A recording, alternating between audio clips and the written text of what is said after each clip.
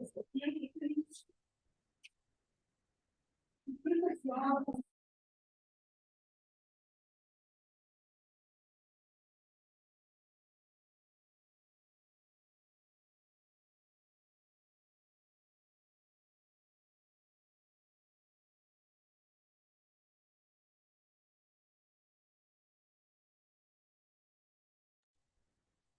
a video on kori rakhiba de. Am I audible to everyone?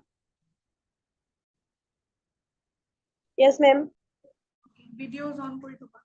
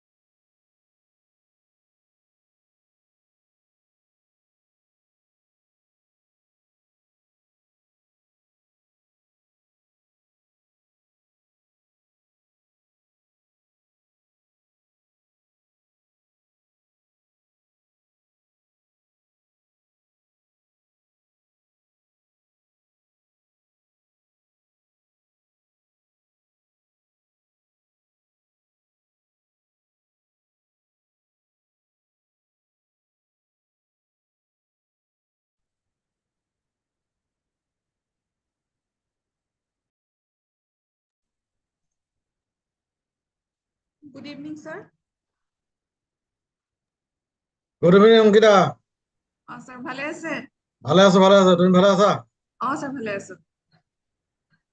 Sir, start কৰি দিও, আমাৰ students join কৰি। Start কৰি দিব পাৰা, স্টার্ট কৰি দিব পাৰা তুমি। স্যার ভালনে? ভালে আছো সুৰজিত, ভালে আছো। স্যার ভালে আছা ন? আছো আছো স্যার, লগ পাম স্যার। লগ পাম নিশ্চয় নিশ্চয়। Sir.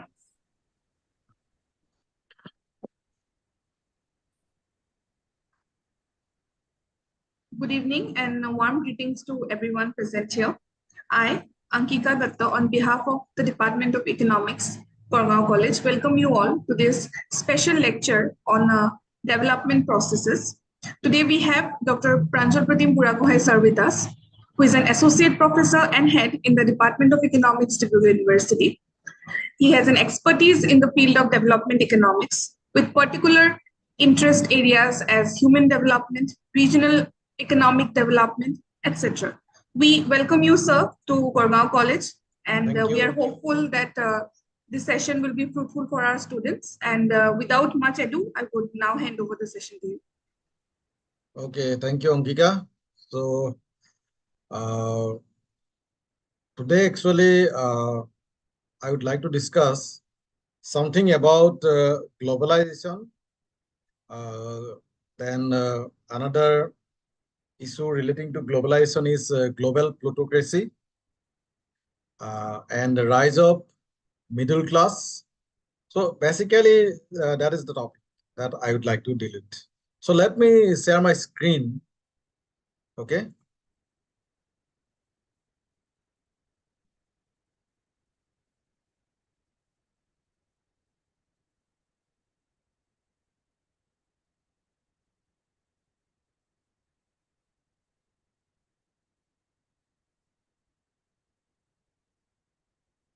Ankika.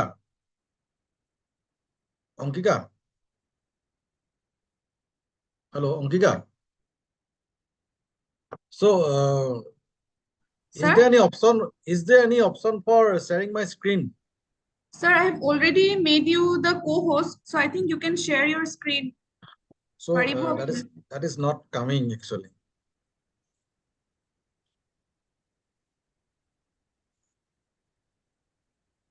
Whiteboard. Okay, I got it. Okay. I got it.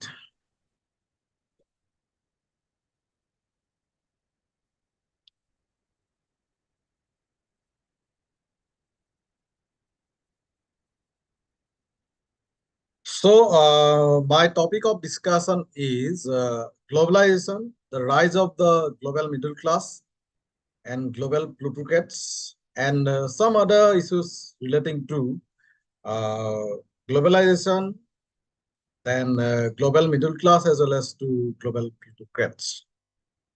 So now thing is that when we discuss about globalization, then we all know that globalization is basically the integration of the different countries of the world into a simple economy, right? So by simple economy, actually, I say that now entire world is becoming a global village. Okay. So, but thing is that we need to integrate the economies.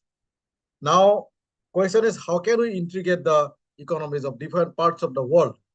So to integrate the economy, we have had certain policies.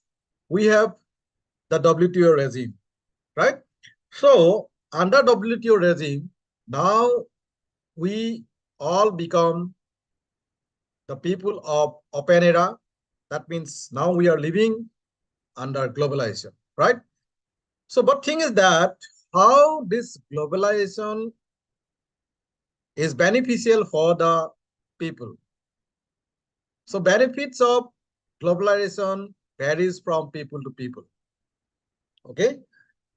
And globalization does have some cost also, right? So generally, we say that globalization is not good. So generally, that is the opinion if we are not from the economics world. So if we are from the economics, then obviously we say that no, that is not the case. Globalization have certain benefits for all the peoples living in different parts of the world, be it the poorest of the poor, or people in the middle segment, or people in the top segment. Okay, so all the peoples are more or less benefited from globalization. Now, uh, in the slide, perhaps you have seen that the first point is that what I have actually already mentioned.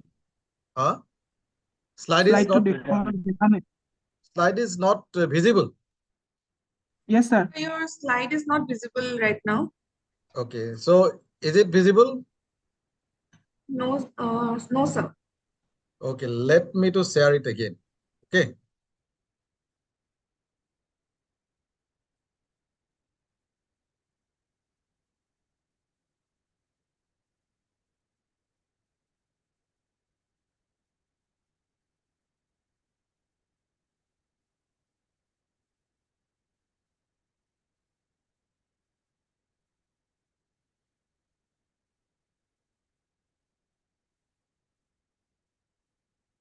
Is it visible? No, sir. No? No, sir. No, sir. Okay. So Ankika, so I'm doing one thing. You send me the email ID. Okay, sir. I'm just So sending let the. let me try it. Let me try it. Okay, sir. So new share PPTs. PPTs. Is it coming now? No, sir. It is not coming? No.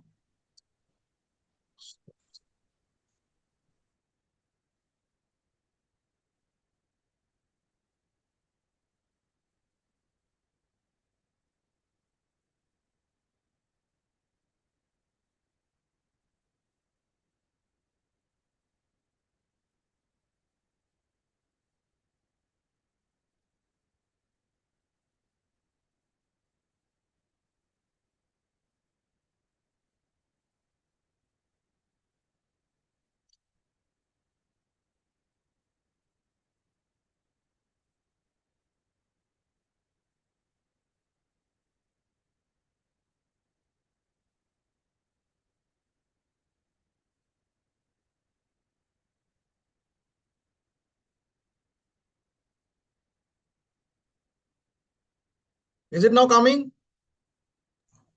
No, sir. It is not yet visible. Not visible? No, sir.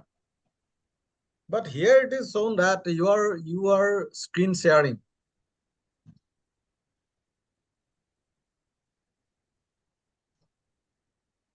It is not visible here, sir. Apne mail to koi diyok, I will just do it on my So part. I am doing one thing. Uh,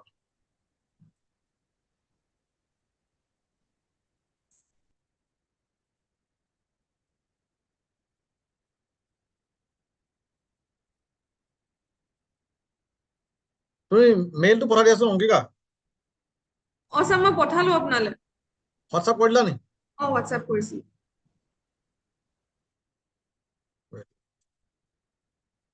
so please bear with me, okay?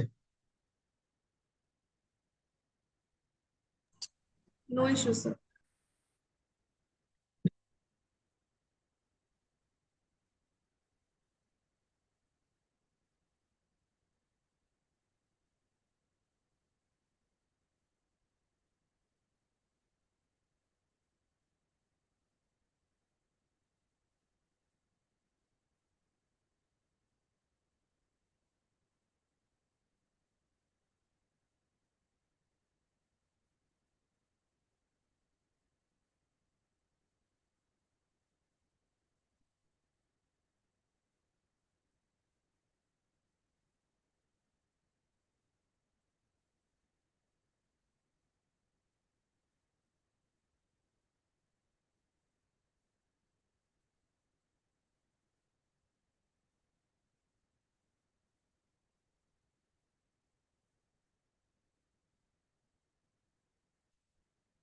Economics 2021.gc@gmail.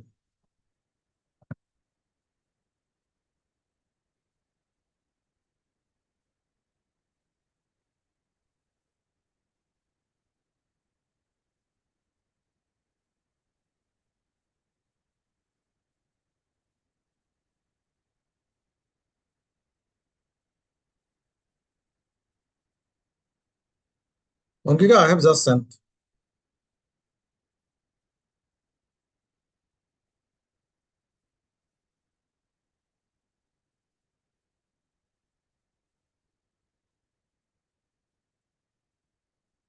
অংকিকা পালা তুমি মেইলটো? Sir পালো, মই কৰি আছো। ঠিক আছে, তুমি শ্বেয়াৰ কৰি দিয়াচোন।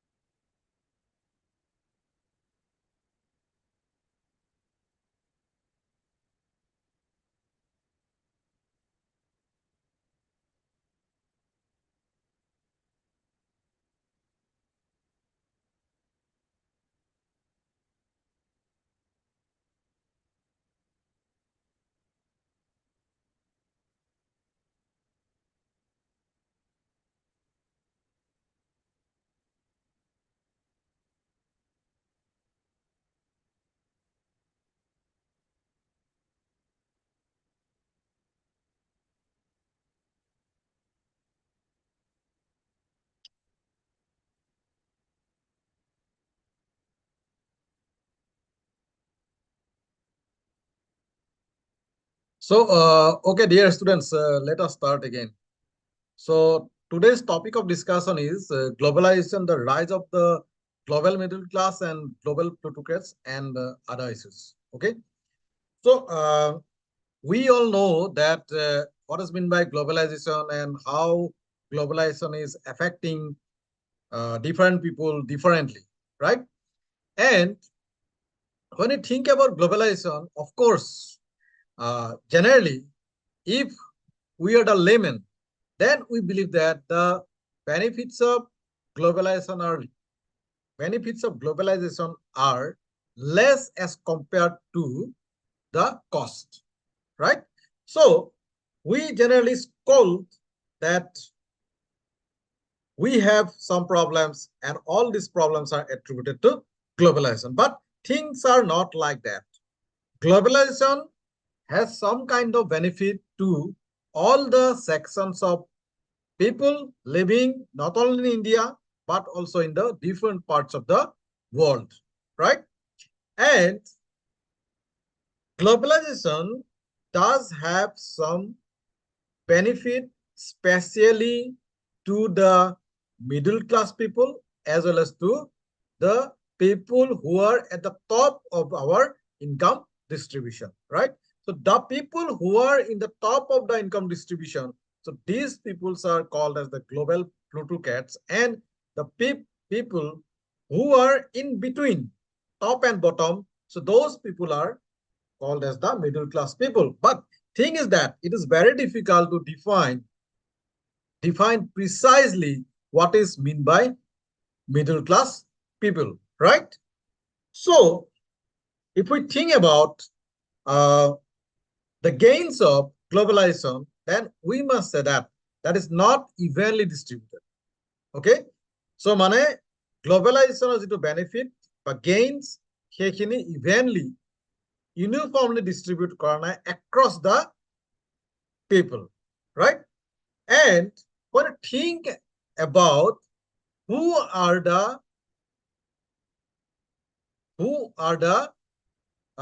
people who got the maximum benefit, right? And if we think about that number, then we'll see, if we count that, then we'll see that out of 10 cases, 9 are people from emerging economies. Now, those emerging economies include China, India, Thailand, Vietnam, and New Indonesia. Okay? And interesting feature is that these people are not the richest people in their countries. তাৰমানে সেই মানুহখিনি কিন্তু সেই তেওঁলোকৰ দেশত richest মানুহ হিচাপে তেওঁলোকক কনসিডাৰ কৰা হোৱা নাই. Okay, so their place, as I said, that in the middle of the income distribution at both their country and at global levels, right? So এই মানুহখিনি তোমাৰ নিজৰ দেশত আৰু গ্লোবেল লেভেলত কি কৈছে তেওঁলোকক মিডলত ৰাখা হৈছে, right? আৰু মিডলত ৰখাৰ কাৰণে তেওঁলোকক কি হৈছে যে মিডল ক্লাছ পিপল বুলি কোৱা হৈছে, আৰু যেহেতু গ্লোবেল লেভেলত কম্পেয়াৰ কৰা হৈছে গতিকে they are termed as global middle class. So next slide. So after 1990s there is a remarkable growth of the global middle class. And if we look at some data, then we'll see that people from China are benefited mostly. So data says that the two median deciles, that is 5th and 6th, in urban China and rural China had their real per capita income multiplied by 3 and 2.2 times.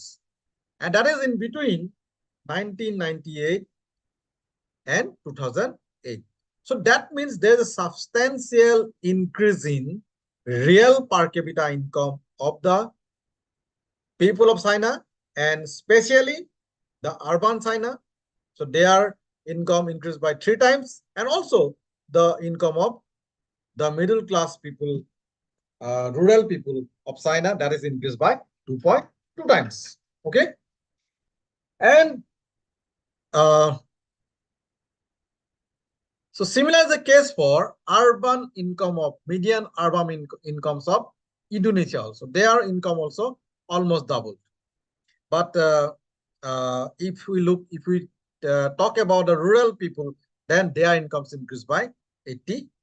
So much less than the income of the people living in the urban areas. So that is the case of Indonesia. But case is that median income of the people living in Indonesia had also increased substantially. And if we talk about Vietnam and Thailand, then their real income increased by more than twice. Okay, so that means globalization has some kind of benefit to the middle class people, right? So next slide. So these groups, as I mentioned that these groups were the main winners of globalization between 1998 and 2008. So who are the main winners? Main winners of globalization are the people who live in the middle of the income distribution. And Branko Milanovic, so he calls them as the emerging global middle class. However, the middle income group of the developed countries are the losers of globalization. So people from the developed world are considered as the loser of globalization. So for that, actually, there are certain factors are there. For example, say if when you think about the middle income group people of developed countries, then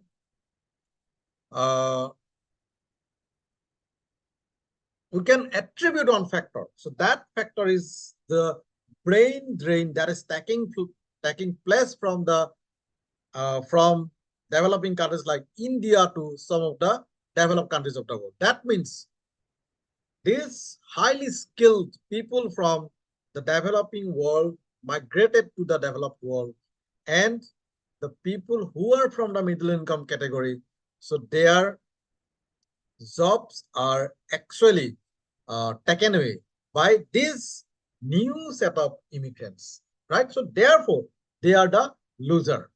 Okay, so great winners have been there for the ASEAN poor and middle classes, The great losers are the lower middle classes of the rich world.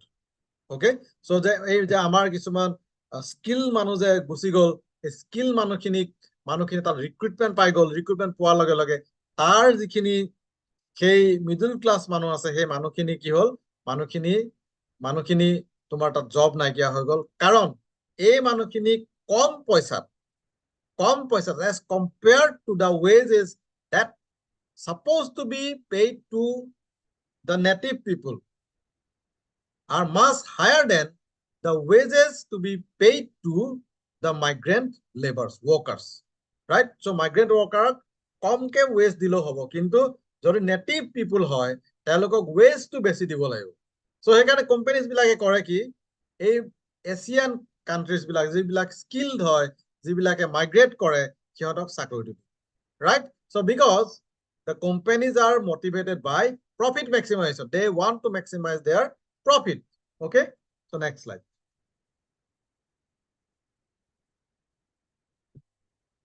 So at the beginning of my discussion, I have said that the top 1% people also got the benefit. So these people are called as the global plutocrats, right? So therefore, what I write here, at the same time, the real income of the top 1% has also risen substantially between 1998 and 2008. Okay, so that stream has been continuing till date. So when you think about the income of top 1%, then their income has been rising continuously. Okay, say the income of Jeff Bezos, income of Ambani, income of Adani, income of Mark Zuckerberg, you can cite here. Okay, so they too are also the winner of globalization, as almost as much as the Asian middle classes. Okay, so these people, the top one, are also the winner of globalization, almost as much as the Asian middle classes. Okay, so now if we go through some of the data, then we'll see that among the top 1%, US has the most number of top 1% population. Okay, so the US is very well represented with 12% of its population being in the global top 1% and accounting about half of all the people there. On the other hand, countries like Japan, France, the UK have between 3% to 7% of their population in the global top 1%. Germany has only 2%. Brazil, Russia, and South Africa have only 1% each in the global top 1%. In China and India, fewer than 1% of their population in the global top 1%, right? So China and India, so they have a few people whom we can cite. They are obviously in the global top 1%, but their number is less than 1% of their population. So India is a big country as compared to some other countries like Germany, Japan, France, UK, even that of US, right? So in terms of population, we say, then of course India and China have lower rate of top 1% people. Okay, so next slide.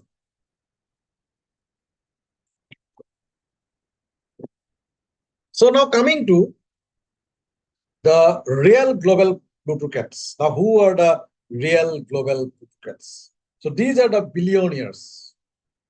These are not millionaires. These are billionaires. Okay, so if we look at some data, then you'll see that in 2013, so one list is prepared by Forbes. So that list is known as the Forbes list. So in Forbes list of billionaire, there were 1,426 individuals, and their assets worth was 5.4 trillion US dollar, right? So these people have assets worth greater than or equal to 1 billion. So they must have at least 1 billion US dollar in their pocket or purse, right? And from 1,426 individual in 2013, it has increased to 2,755, right? And their total asset worth now increased from 5.4 trillion US dollar in 2013 to 13.1 trillion US dollar in 2021, right? The substantial increase in the wealth of these individuals, right? So it has increased from 5.4 to 13.5. That means more than 2 times. And their number has also increased from 1,426 to 2,755. So almost less than 2 times. Okay. So, but number is increasing, as well as worth of assets they possess also rise substantially, right? And when you think about the world wealth, then it is estimated at 431 trillion US dollar, right? And 2,755 individuals own out of that amount 13.1 trillion US dollar, right? And high net worth individuals own about 126 US dollar, sorry, 126 trillion US dollar, which is roughly 1/3 of the global wealth. So as per the latest estimate, it is said that total world wealth is 431 trillion US dollar. So report is prepared by Forbes, and high net worth individuals own about 126 trillion US dollar. So that is roughly 1/3 of the global wealth. So see how much is owned by the top 1% people.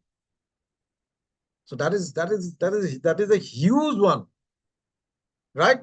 So later on, if we go through some other slide, then we'll see what is the gap, what is the level of income inequality. But still, we must say that their income has increased substantially, and these are the real global plutocrats. Okay, who are the real global plutocrats? These global plutocrats are the billionaires.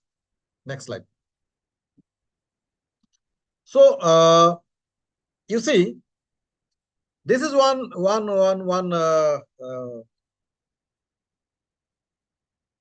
example which shows. So I take this from the Credit Suisse Global Wealth Data Book 2020, and this shows something very interesting.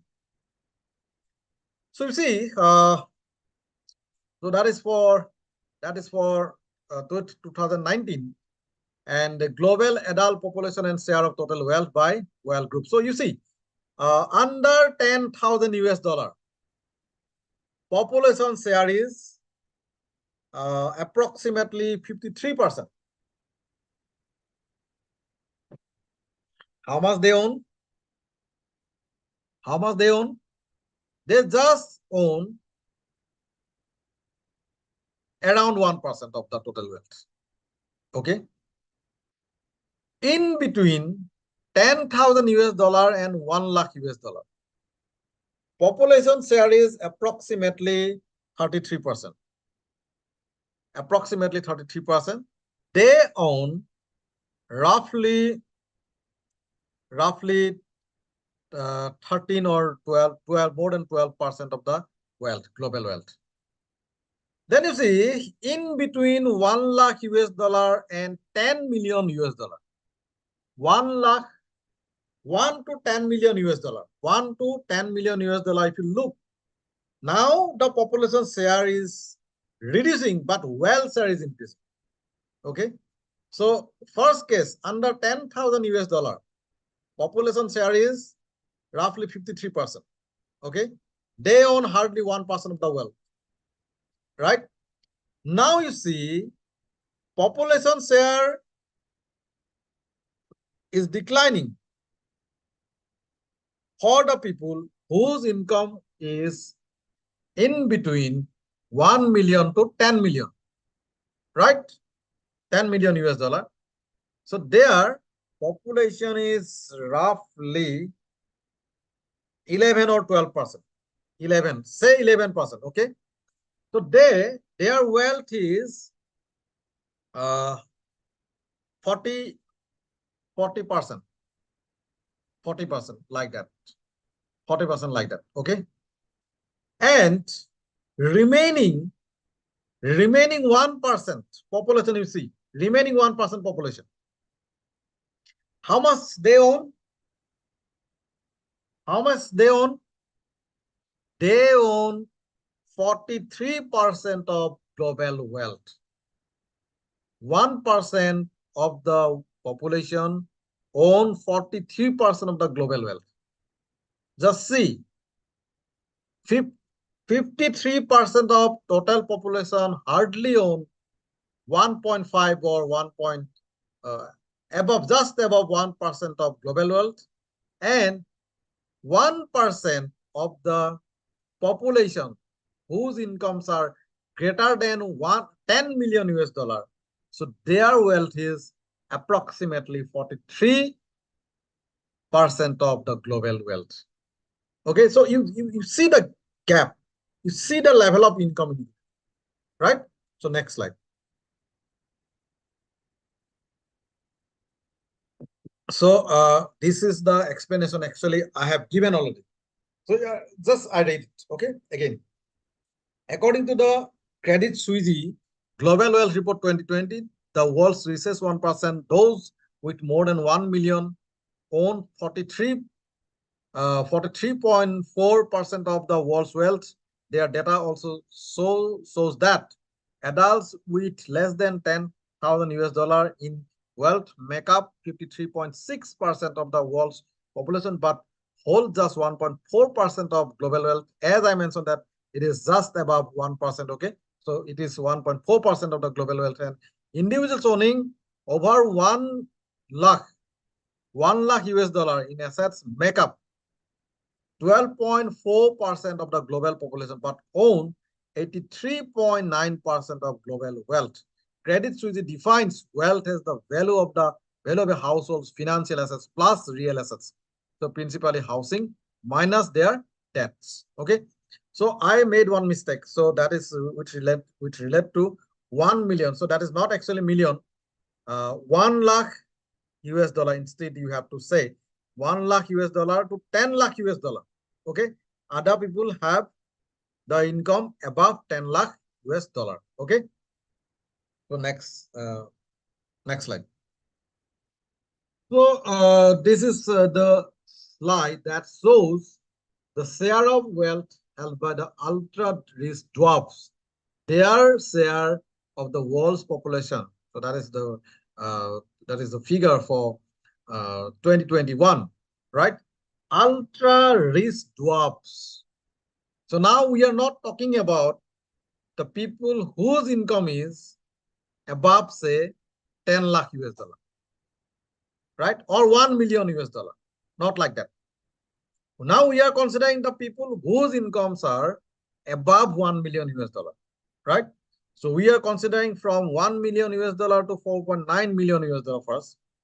And population share is 0.210, right? So 0.210% own how much? More than 8%. More than 8% of the global wealth, right? 0.021%. That is the population share. They own how much? They own more than 4%. They own more than 4%. So that is in between 5 million to 29.9 million, right? So their number is only, so in terms of population, so their share is only 0.021%, right? And the people whose income is more than 30 million US dollar, so their population share is only 0.002%. And their wealth share is more than 6%. Say that is 6.2%. 6.2%, right? So that is again, I'm taking from Credit Suisse's Global Wealth Report. So you see that ultra dwarf has also substantial amount of global wealth. So if you club, then you see how much is the wealth? 8%, 8%, 4%, 12%, and 6%. 18.4%, say. 18.4% of global wealth is owned by only 0.233% of people. 0.233% of, right? 18% of global wealth. You see the level of wealth accumulated by the super rich, what we call the ultra rich dwarfs. Okay. Next slide.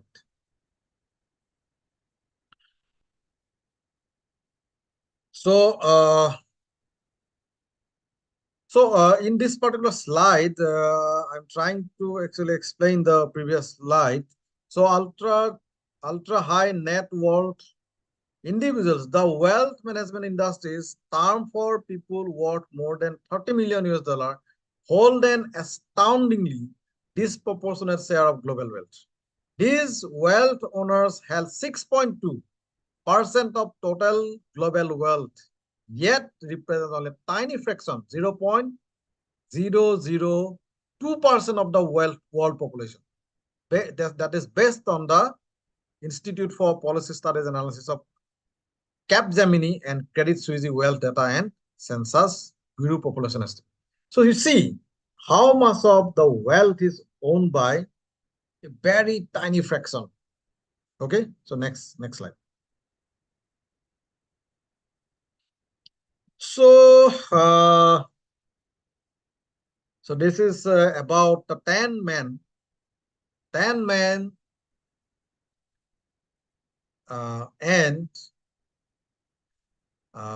their wealth, if we compare with some of the countries wealth, then we'll see that their wealth is much higher than the wealth of some of the countries. So you will see top 10 billionaires, so their income is higher than the Indonesia's income, Netherlands income, Saudi Arabia's income, Turkey's income, Switzerland's income, Poland's income, Thailand's income, Belgium's income, and also Sweden's income. You just see how they are wealthy, how the super rich people are wealthy. Okay, next slide. So you see the level of income inequality, what is happening in different parts of the continent, different parts of the world. So see what is happening at Africa. In Africa, what is happening? You see what is happening in Africa. So blue line. So that shows that it is almost stable, or from 1990, if we compare to 2015, then you will see there's slight marginal decline in the level of income. Then you look at the data for India. So that is again not, that is not dark blue. that is what I can say. So that is again a blue line, but not mild blue also. So in between light blue, say this is mild blue, okay, for India. So what you have noticed in case of India? So that is increasing. That is increasing.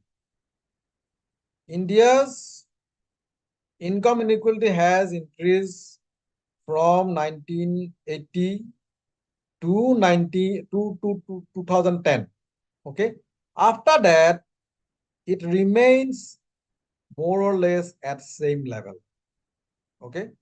But India's income inequality is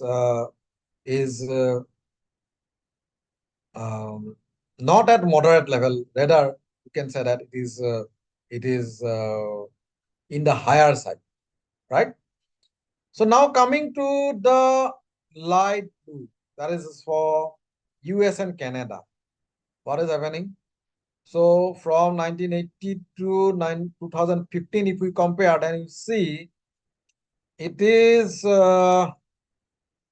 initially it was above, income inequality was above India's income inequality, but after 2005, it is less than that of India. But thing is that we have to remember that that US Canada's income inequality is not as steep as that of India. Okay. Then for Brazil, it is declining. The data from 1990 to 2015, if we look, then it is declining, slightly declining.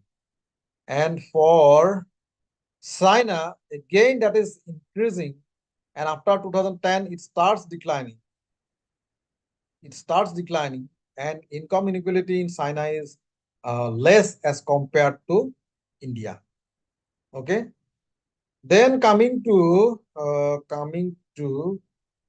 Europe, what is happening? What is happening at Europe? So Europe, their income inequality more or less remains the same, at same level. But if we look at the period from 2005 to 2015, then it is slightly increasing. It's slightly increasing.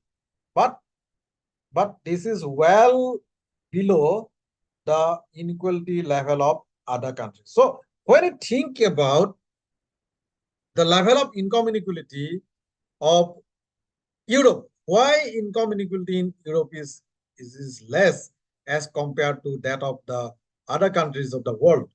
So there are certain factors. Factors you may highlight. Say one is World War II, impact of World War, impact of Great Depression. You can cite, right?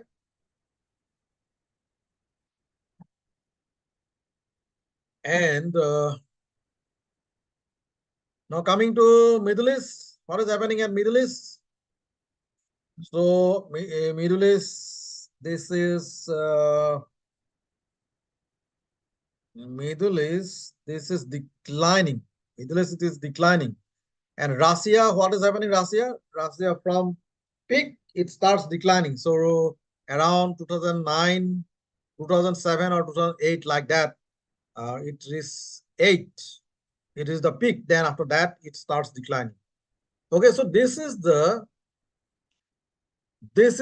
state of inequality across different continents and also in some of the emerging countries as well as some of the developed countries of the world. Okay, but thing is that what we can say that inequality is rising or staying extremely high nearly everywhere. So that we can perhaps conclude from this particular graph. Although we have seen that in some of the parts of the world, income inequality is less, but in some of the countries, income inequality is quite high. But if we go through the diagram, then it is for most of the countries, it is above 35%. Above 35%. So from moderate to extreme level of inequality is present in different countries of the world and continent. So next slide. So now coming again to global middle class. So term global middle class is conceptually complex. It cannot be used to refer to a homogenized group.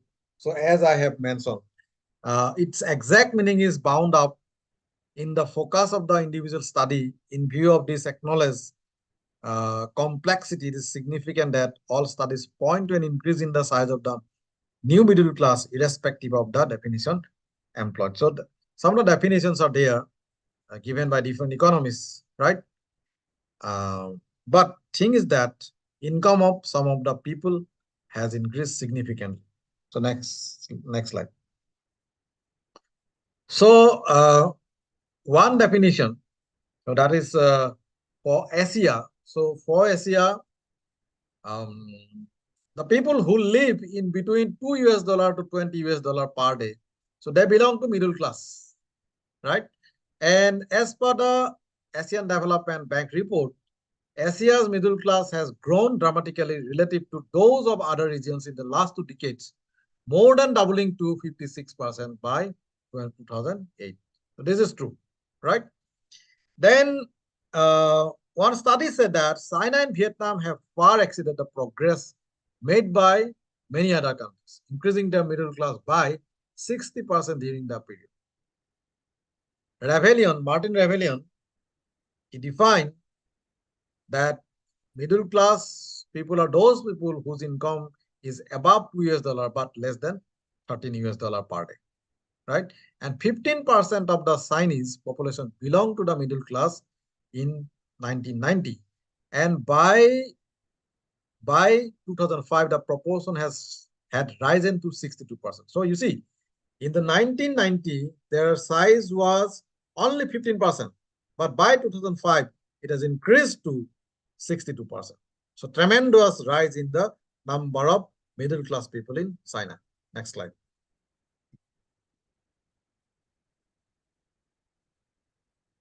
And if we go by the definition of Ravelion, then we'll see that out of the 100% of the total middle class people who live in between $2 and $13 per day, from Asia itself, 80% of the total population belong. Okay, so that means Asia as a whole accounts for 81% of the expansion in the number who live between $2 to $13 per day. And there is a substantial increase in the middle class population in the Africa also. So their number rises from 26.2% in 1980 to 34.3% in 2011. So in terms of absolute number, it has increased from 115 million to 3 to 6 million people, right? Almost 2.3 times increase we observe in case of the middle class population rise in Africa. Next slide. Now, what is the level of inequality within the countries? So,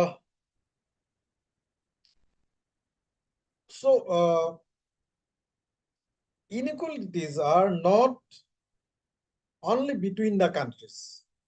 We observe inequality within the countries also.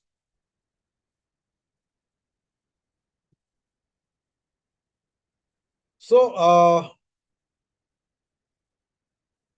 inverted Kuznets curve prevails until 1980s.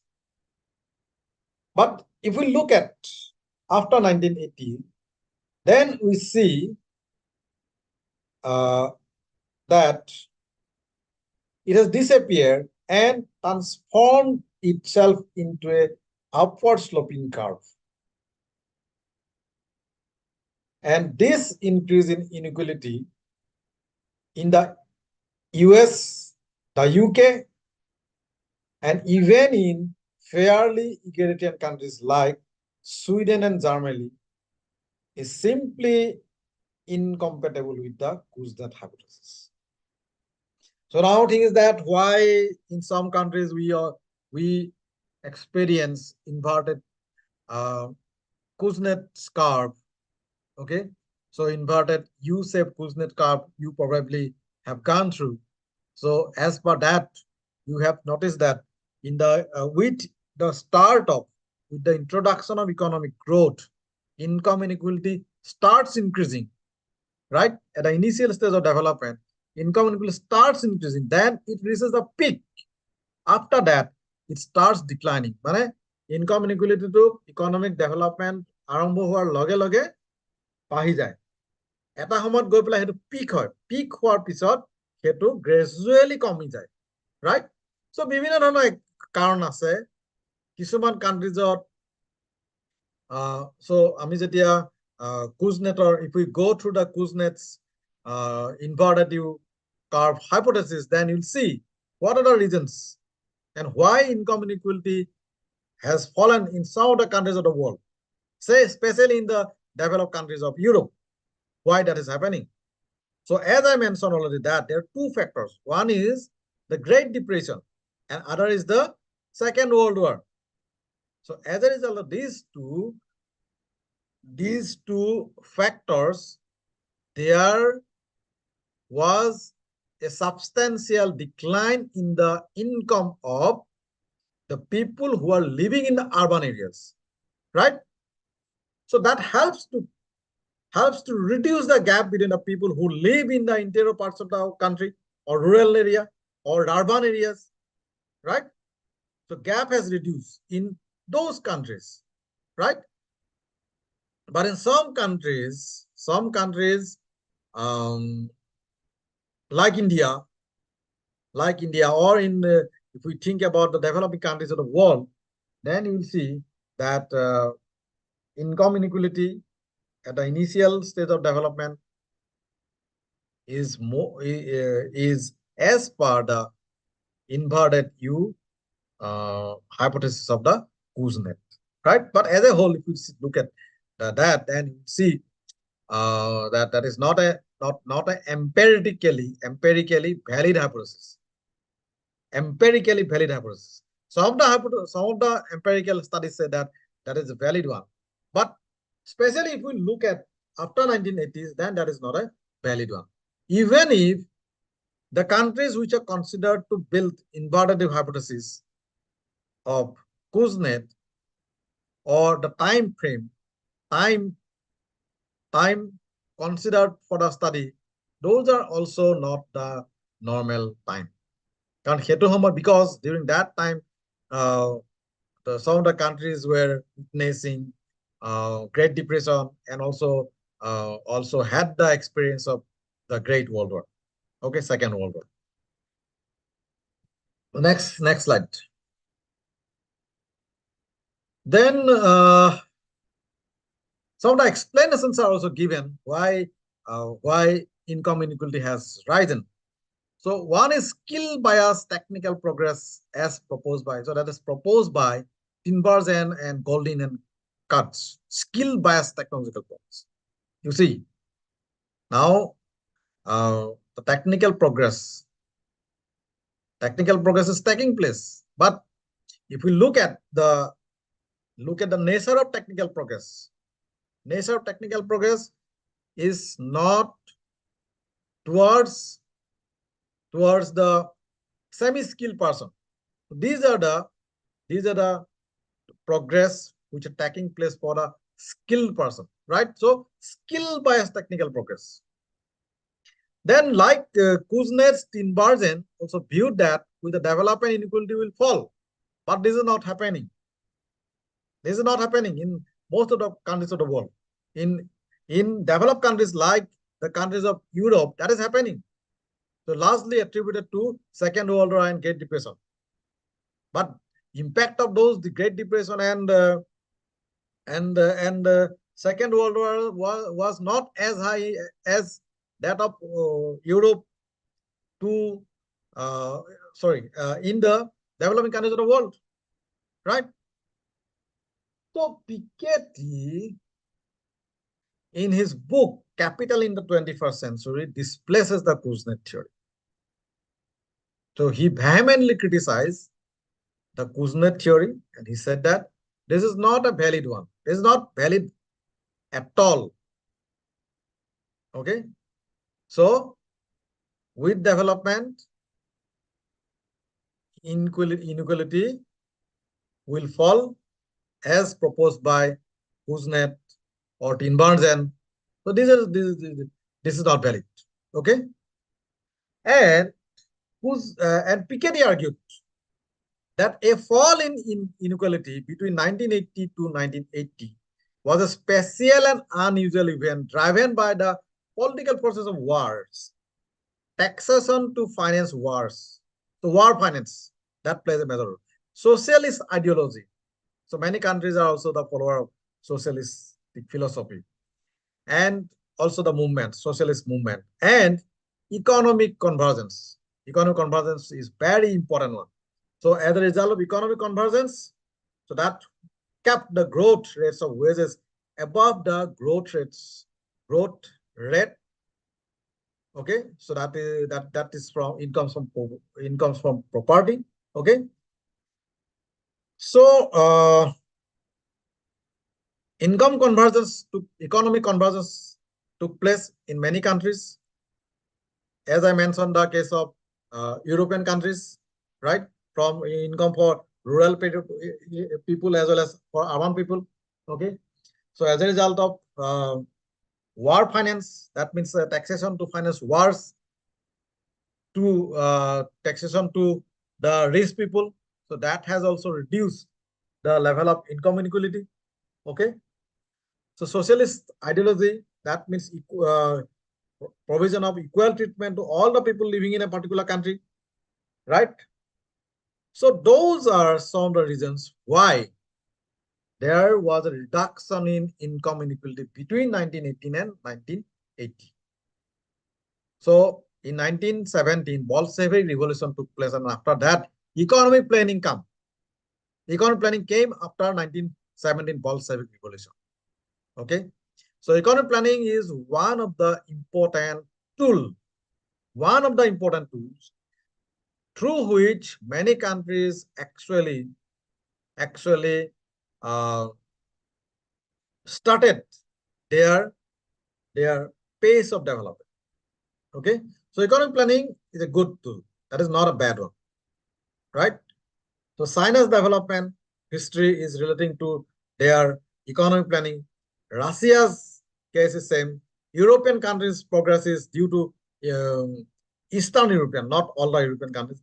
Eastern European countries' progress is due to economic planning, right? And emerging economies also adopted economic planning, and there was a massive success of economic planning for reducing poverty, for reducing unemployment rate, and to increase income of the people, right? So there was a tremendous success of economic planning. But after that, during 1980s, there was a failure of economic planning. Economic planning failed correlate 1980 period. So that is, so after the failure of economic planning, after the occurrence of the problem, what is the problem? Problem of stagflation. Okay, so people got frustrated. People become frustrated, right? So as a result of that frustration, actually, if you go through the history of the emergence of development economy, then perhaps you notice that one economist said that so he questioned the validity of development economics. Harsman and Deepak Lal, so they question the existence of development economics. So they say that no, there is no branch as such development economics anymore because they fail to keep progress of different countries of the world. So they failed altogether. So they are facing many problems, grave problems, poverty problem, unemployment problem, price rise problem, inequality problem, so many issues, right? The next slide. So, thus in Piketty's view, Kuznets curve is U-shaped rather than inverted U-shaped. Rather than inverted U-shaped, this is U-shaped. But all the three theories of income inequalities have a prima facie problems explaining the modern facts. Kuznets and invergence problem is with the most recent years, and Piketty is with the period before the 20th century. Okay, so Piketty has the problem, Kuznets has also the problem, and invergence has also the problem. So those theories actually, you cannot use those theories to explain the situations experienced by the people of today and the period before 20th century. Next slide. So industrial evolution, this is one important factor for the rise of income inequality, right? And in fact, as I write here that force inequality now can increase more than before because a higher total income allows a part of the population to enjoy mass high incomes without driving everybody else below the starvation point. Higher total income simply gives more space for inequality to increase, assuming that everybody must have at least a subsistence income. So now,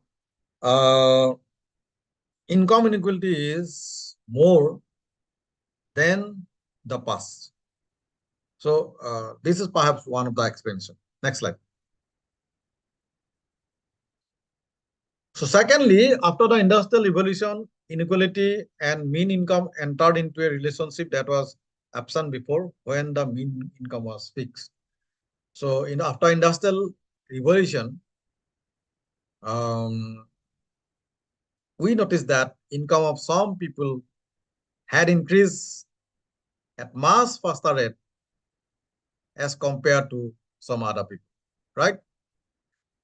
And then structural change, that is a movement into a much more diversified manufacturing sector, and urbanization along the lines proposed by Kuznets drove inequality up starting from the time of the industrial revolution to peak in the rich countries, which occurred at the end of the 19th century or beginning of the 20th. So as a result of industrial revolution, structural change took place. Urbanization had started, right?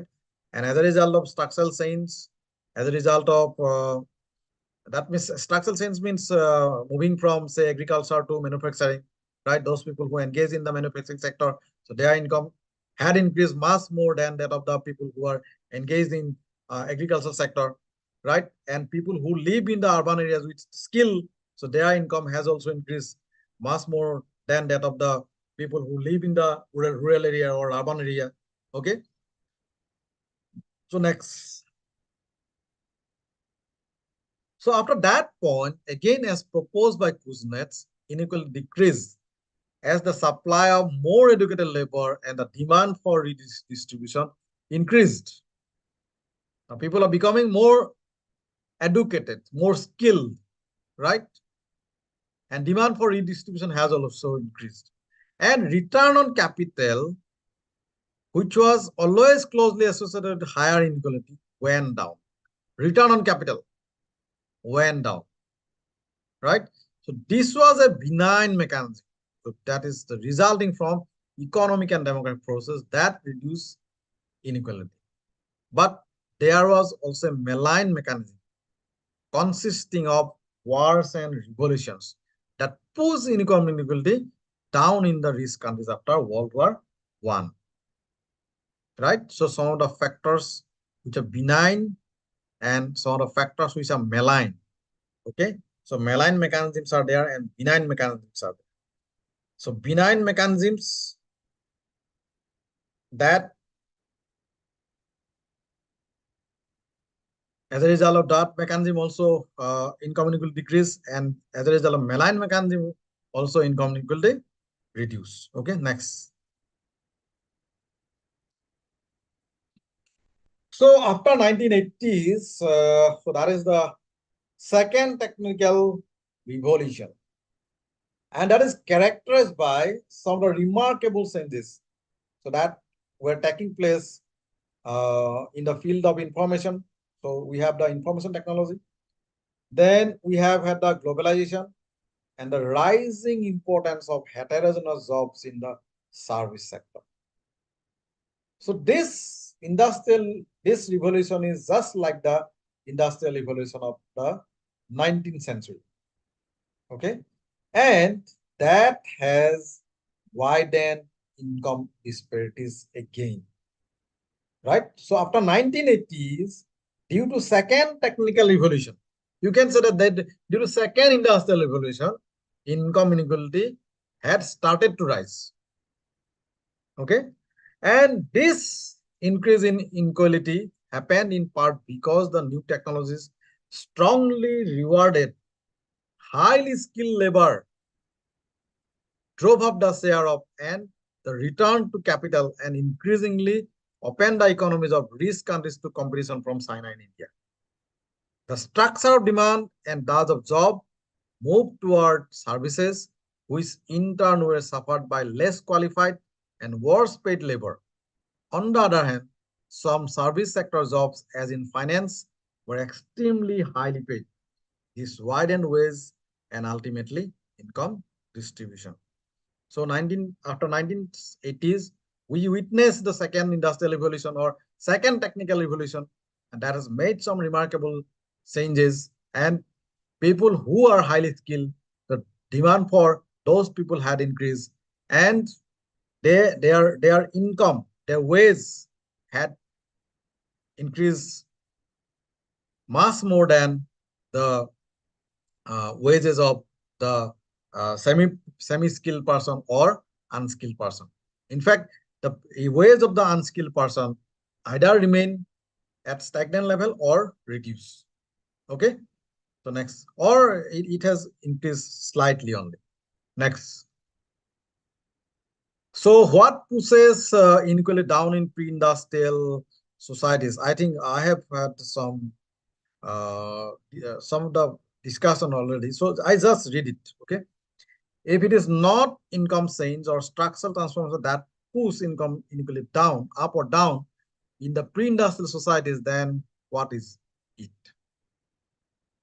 So one example that I have given, that is the case of China. Oh, sorry, Spain. So one is the plague. Then second and very long downward inequality movement that started around 1570 was caused due to a war. So that is the argument by Alvarez, Nogal, and Prados Dalla Escosu. So they argued that by wars conducted by Spain against the low-lying countries, the Ottoman Empire and England, and by the destruction of wool and wine export networks caused by these wars. Okay, finally, the third period, inequality decline after 1800, is directly related to Napoleonic War. So that means inequality had reduced in pre-industrial societies. So two factors: one is disease, pandemic, right? Then other is the war. So these are the two main factors behind the reduction in income inequality. So the same effect in other historical cases. In inequality generally decline in pre-industrial societies in the face of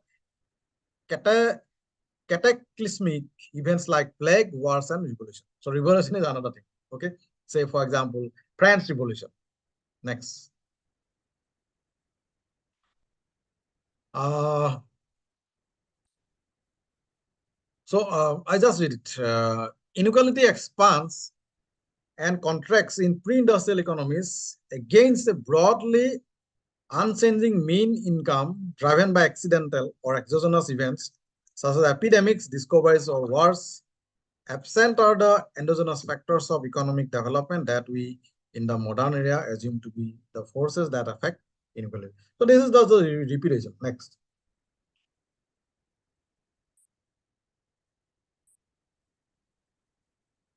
So now again, Kuznets curve. So up to what point Kuznets curve was valid, right?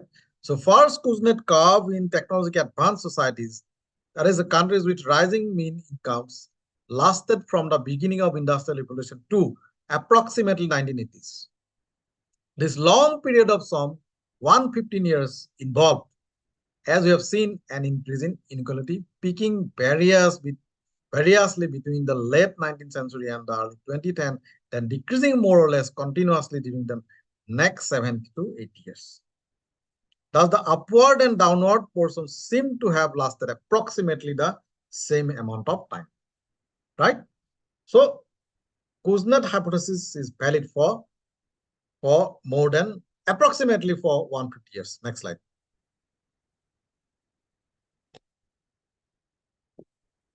So after 1980s, Kuznets hypothesis is not a valid one.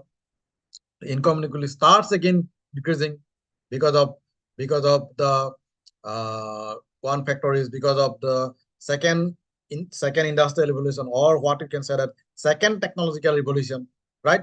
So as a result of second industrial revolution, income of some people has increased tremendously. Say, for example, those people who are highly skilled, right?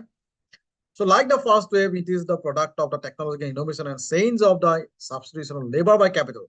The second machine is and a transfer of labor from one sector to another. Next slide. The second Kuznets wave has many similarities with the first. The rise was driven by a second technical revolution, resulting primarily from progress in information technology and by globalization, which, as we have seen, also accompanied by first technical revolution. Both technological revolutions created rents. In the case of the second, these rents have been generated in telecommunications, pharmaceuticals, and the financial sector, both for technological leaders and for those who use political power to acquire monopoly power and protection. Next slide. Inequality among countries. So I think I should skip these things. We have already so let us see. So next, I think in the next slide we have a curve. So that's that S curve. So that S curve. So is there any curve? No. No. So let us start from this global inequality from 1820 to 2011. So what is happening to global inequality?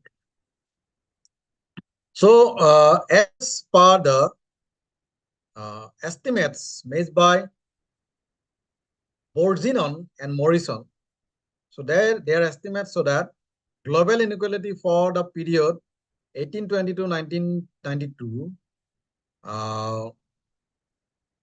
they said that during the 19th century, throughout the 19th century, global inequality has increased consistently.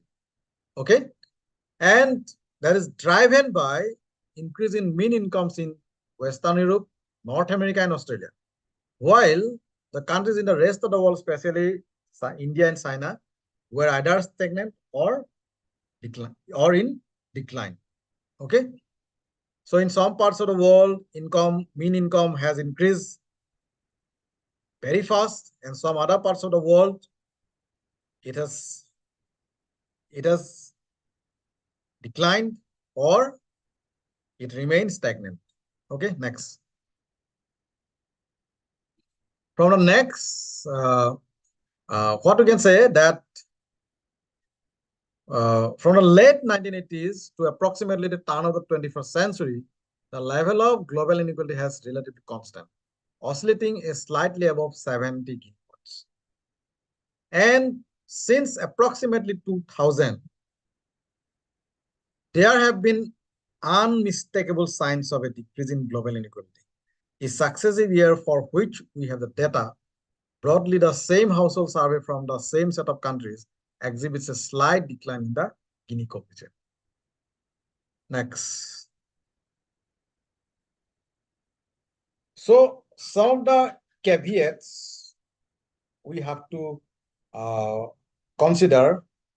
Firstly, these results showing a decline in global inequality cover a relatively short period of just a decade. Okay, not for 2 decades, 3 decades, just for decade. Secondly, there are products of progress in Asia coupled with slowdown in the West. So there is a slowdown in the West, whereas there is rise in Asia. Okay, so most of the emerging countries are from Asia, right? The third caveat, which is even more serious, has to do with our inability to estimate accurately the highest income. It is very difficult to estimate accurately the highest income. And some of the issues, so issues of justice and politics, citizenship rent. So this is very interesting. Citizenship rent. So what is citizenship rent? So this is actually relating to the income difference between the countries, and attributed to which country you born, right? Which country you born. And what Milanovic calls citizenship premium or a citizenship penalty. So that is a rent that a person receives if he or she happens to be born in a rich country, right? Or again, John Romer, so he also said that it is an exogenous circumstance which is independent from any one individual's effort and episodic luck. So citizenship rent is one thing, so that is associated with the country in which you are born. If you're born in a rich country, then obviously that is a citizenship premium. And if you're born in a poor country, so that is a penalty. Obviously, of course. So in which country you will born, so that is not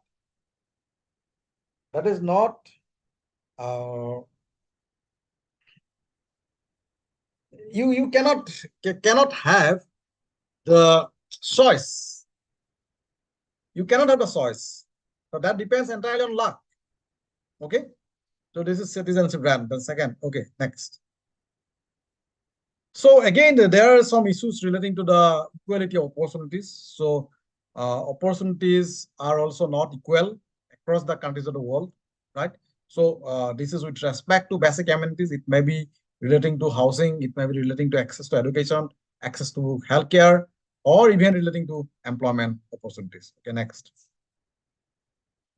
So this is the last one. So this is relating to migration, citizenship, and national welfare state. So so how do the countries welcome the migrants, right? So developed countries of the world where labor is scarce, so those countries always welcome the migrant labor. Those are skilled, but they are very much reluctant to welcome the unskilled labor, semi-skilled labor. They always welcome the skilled skilled labor, right? And to them, citizenship is given, right? To them, skilled persons who are supposed to be migrated from one country, developing country, to another developed country. So they are supposed to be given citizenship, right? And also, that another thing that is very important, that is a goal of the state. Okay, whether the state are welfare maximizing state or not. So national welfare state, so that is also very important. So these are some of the issues that are related with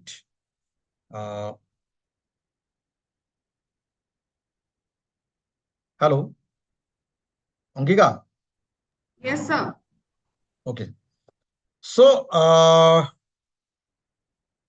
I think with this I can wind up the session. And so if the students have any questions regarding this discussion, then you can ask me. Thank you, sir, for your presentation. I would now request our students to put forward their doubts and queries. অসমে শুনলো Good evening, sir. Good evening.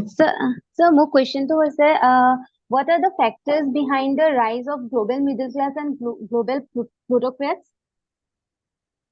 Okay, global middle class আৰু global plutocrats. So তাৰ rise হোৱাৰ কাৰণে তোমাৰ যিটো major কথা হ'ল সেইটো হ'ল তোমাৰ এই যে এডুকেশ্যনটো যে তোমাৰ কিছুমান মানুহে যে তোমাৰ পাই গৈছে সেই মানুহখিনি স্কিল যে বাঢ়ি গৈছে, ৰাইট? চ' স্কিল বাঢ়ি যোৱাৰ কাৰণে সেই মানুহখিনিয়ে এটা ৱেল পেইড জব পাইছে, ৰাইট? যিটো মই কথা কৈছো যে ছেকেণ্ড যিটো তোমাৰ টেকনিকেল ইভলিউশ্যনৰ কথা কৈছো, ছেকেণ্ড টেকনিকেল ইভলিউশ্যনত সেই মানুহখিনি ইনকাম বাঢ়ি গৈছে। Service sector there is a change in the structural change এটা আহি গৈছে, structural reform, sorry, not reform, structural change এটা আহি গৈছে। প্ৰাইমেৰী সেক্টৰৰ পৰা এতিয়া গৈ পেলাই টাৰ্চিয়াৰী সেক্টৰ পাইছে, মেনুফেকচাৰিং পৰা গৈ সাৰ্ভিস সেক্টৰ পালে, প্ৰথমতে প্ৰাইমেৰী সেক্টৰ পৰা গৈ সেকেন্ডাৰী পালে, সেকেন্ডাৰী পৰা টাৰ্চিয়াৰী পালেগে, ৰাইট? তো এতিয়া কি হৈছে আমাৰ সাৰ্ভিস সেক্টৰত তোমাৰ জব বিলাক বেছিকে তোমাৰ ওলাই গৈছে, হয় নাই? কিন্তু তাৰ কাৰণে আমাক সাফিচিয়েন্টলি স্কিল মানুহ দৰকাৰ হৈছে, ৰাইট? চ' এই যিহেতু এডুকেশ্যনৰ যিখিনি বেনিফিট বা বেসিক্যালি এডুকেশ্যনৰ বেনিফিট, চ' এডুকেশ্যনৰ বেনিফিটৰ কাৰণে কি হৈছে এই মানুহখিনি ইনকাম বাঢ়ি গৈছে, তেওঁলোকৰ এমপ্লয়াবিলিটি বাঢ়ি গৈছে, ৰাইট? চ' সেইকাৰণে এই যিখিনি মিডল ক্লাছ মানুহ আছে এই মিডল ক্লাছ মানুহখিনি তোমাৰ ৰাইজ হৈছে, বা চৰকাৰৰ কিছুমান এফৰ্টো আছে, নথকা নহয়। সেই এফৰ্টখিনিৰ কাৰণে এই মানুহখিনি ইনকাম বাঢ়ি গৈছে। ধৰা তোমাৰ কিছুমান কাণ্ট্ৰিত ধৰা এডুকেশ্যনক বহুত গুৰুত্ব দিছিলে, চ' এডুকেশ্যনৰ গুৰুত্ব দি দিয়াৰ লগে লগে সেই মানুহখিনি কি হ'ল তোমাৰ so they become human capital. So human capital হৈ যোৱাৰ পিছত কি হ'ল সেই মানুহখিনিৰ এমপ্লয়াবিলিটি তো প্ৰস্পেক্ট বাঢ়ি গ'ল, they become employable, right? So employable হোৱাৰ লগে লগে কি হ'ল তেওঁলোকৰ ইনকাম বাঢ়ি গ'ল, okay? So তাৰমানে কি হ'ল এই মিডল ক্লাছখিনি তোমাৰ ইনকাম বাঢ়ি গ'ল। কিন্তু আমি যেতিয়া চাম গ্লোবেল প্লুটোক্ৰেটছ,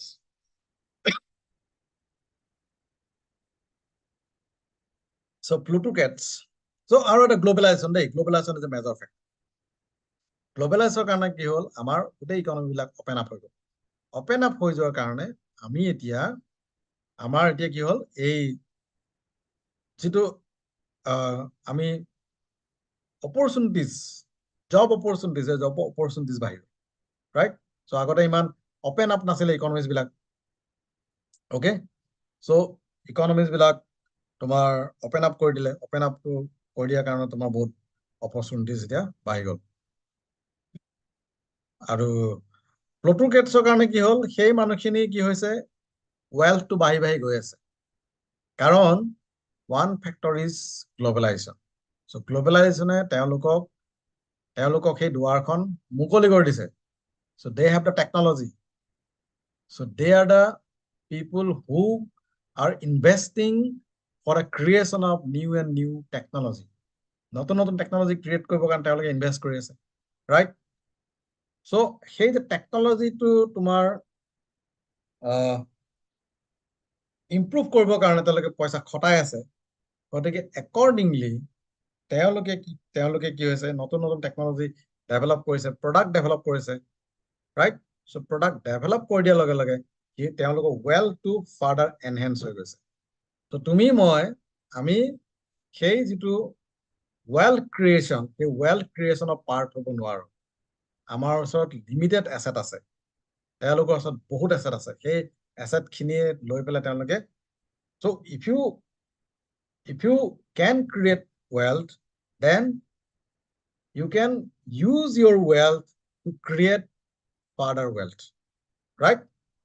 Wealth তোমাৰ যিমানে একুমুলেট কৰিব পাৰিবা সিমানে তুমি ইনভেষ্ট যদি কৰা that can create more capital. So তেনেকে কি হৈছে সেই মানুহখিনিৰ তোমাৰ ইনকাম বাঢ়ি গৈ আছে আৰু for that second technological revolution as well as globalization, also the conducive policies undertaken by the government, so those things are playing crucial role. Okay, thank you. Thank you, sir. Do we have any more questions? Sir, আৰু এটা আছিলে growth inequality আৰু পভাৰ্টিক লৈ কিছুমান debate আছে মানে এইটো ওপৰত অকণ কৈ দিয়কচোন। Growth inequality poverty debate. Okay.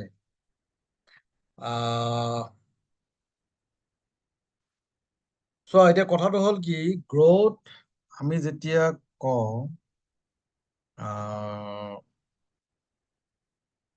তেতিয়া আমি simply জানো যে rise in income of the people. Okay, আমাৰ per capita income to বাঢ়ি গ'ল, right? Or GDP per capita GDP বাঢ়ি গৈছে. So simply সেইটো হল growth. আৰু যেতিয়া আমি poverty কথা কওঁ তেতিয়া generally we talk about absolute poverty, the people who fail to meet the bare necessities. By bare necessities, generally we mean food, cloth, and housing. Okay, but apart from these three things, some other things are also included. Basic amenities, say clean water, clean energy, sanitation facilities, some other things, right? So bare necessities also include those things. Now, thing is that if growth is less, economic growth is less, if growth cannot percolate to the people who are considered as the poorest of the poor, right? Poorest of the poor, then perhaps we fail to reduce the problem of poverty, right? And of course,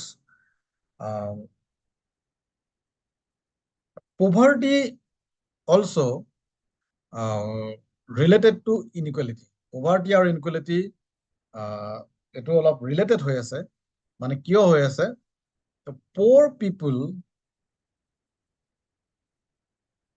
they do not have the access to say some basic amenities, right? Basic amenities. So they do not have the access to basic amenities, say education, healthcare facilities, then safe drinking water, housing, food. So if they do not have the sufficient food, then they will be undernourished, malnourished, right? So when you think about growth poverty debate, then there is a curve called as capacity curve. Capacity curve, you need to consider about capacity curve. That means if a person is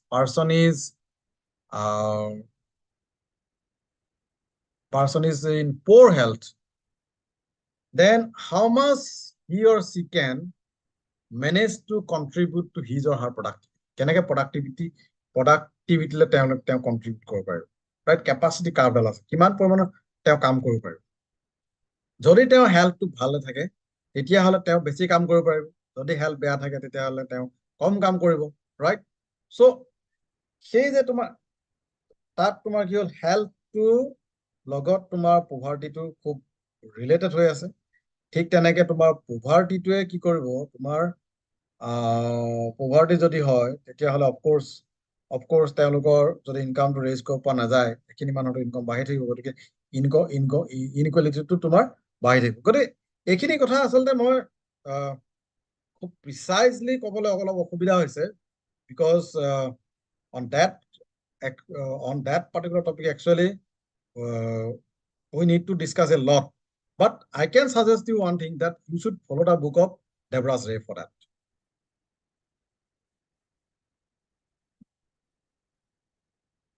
So any more questions? Okay, sir. Thank you.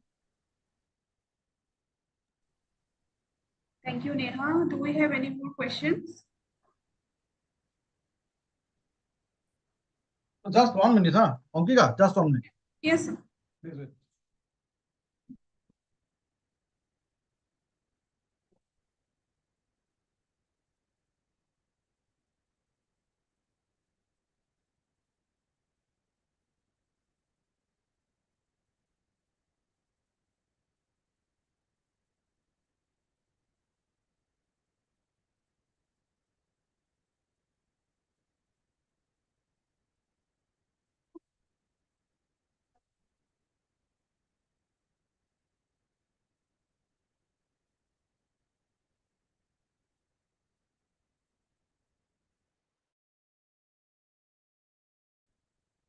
Okay, Ankika.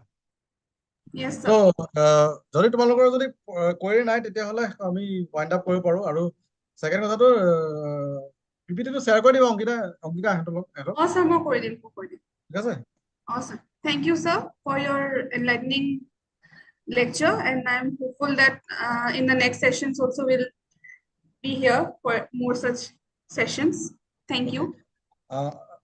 যদি মানে সেই growth poverty debate-ৰ ওপৰত যদি প্ৰয়োজন হয়, then I can take one more talk.